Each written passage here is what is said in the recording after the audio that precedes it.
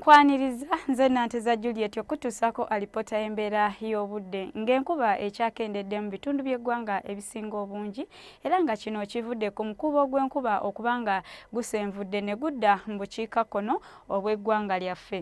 Ku makya tusuubira okukeera n'akasana okwaka ng'ate bwe kakubaakubamu bitundu by'eggwanga ebisinga obungi olwo ebitundu ebisigadde omwo nno nga mwotwalidde ebya bukiikakkono yo tusuubira okufunayo enkuba era nga enkuba eno tugisuubira okubaamu n'okubwatuka okw'eggulu.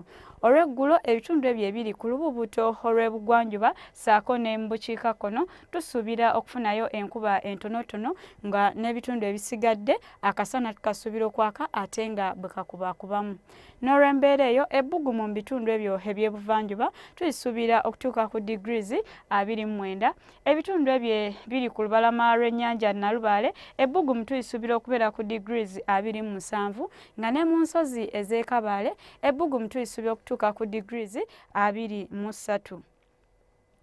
Bwe tutaako ku bibuga ebimu eby'ebunaayira Dodoma ssaako ne mu Brussels tusuubirayo akasana okwaka ate nga bwe kakubaakubamu. Olwo yo mu Kigali ssaako ne mu Abuja tusuubira okwatirirayo ekiddedde. New Delhi tusuubirayo enkuba wabula nga n'ebbugumu tuyisuubira okubeera ku degrees 40. Bye tusobodde okufunira okuva mu kitongole ky'eggwanga ekivunaanyizibwa ku embeera y'obudde nsigadde nze Nanteza Juliet beera bulungi.